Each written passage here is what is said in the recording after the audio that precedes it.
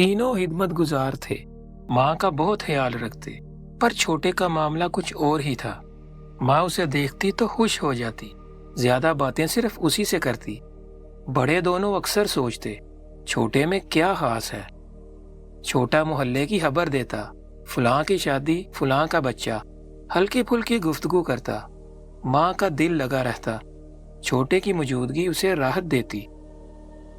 मिजाज एक से नहीं होते, कोई ज्यादा बोलता है, कोई चुप रहता है, कोई दिल लगी चाहे तो कोई बिल्कुल संजीदा। समझदारी ये है कि मामला करने से पहले मुखातिब की कैफियत को जरूर देखा जाए। सरकार की सीरत में ये खूबी नुमाया नजर आती है। आप मामला करते वक्त दूसरे की अहलियत को हमेशा मद्देनजर रखते। एक अराबी ने मस्जिद में पेशाब कर दिया। बंदा देहाती था, इल्म महदूद, सो आपने तहम्मुल से काम लिया, मस्जिद का अदब से नरमी से सिखाया। मुआविया बिन हकम नमाज में बोल पड़े।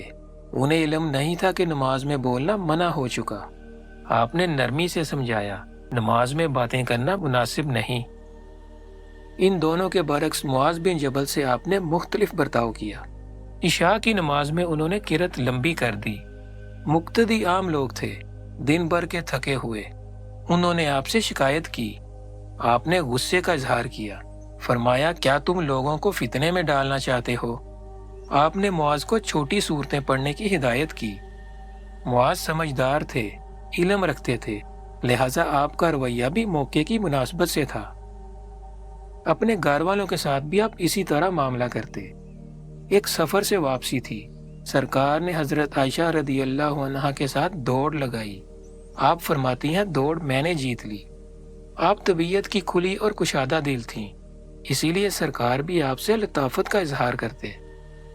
जरा अपनी दुनिया में आ जाएं। अम्मा गुफ्तगू पसंद करती हैं, अब्बा खामोश तबाह हैं, बेगम थोड़ी इमोशनल हैं, बच्चे शोर करते हैं। आप भी खुद को एडजस्ट कर लें। अम्मा की मर्जी का मौजू छेड़ें, अब्बा चुप हैं तो आप भी चुप रहें। बेगम के जज्बे की कदर करें, बच्चों की शोही में शरीक हो जाएं।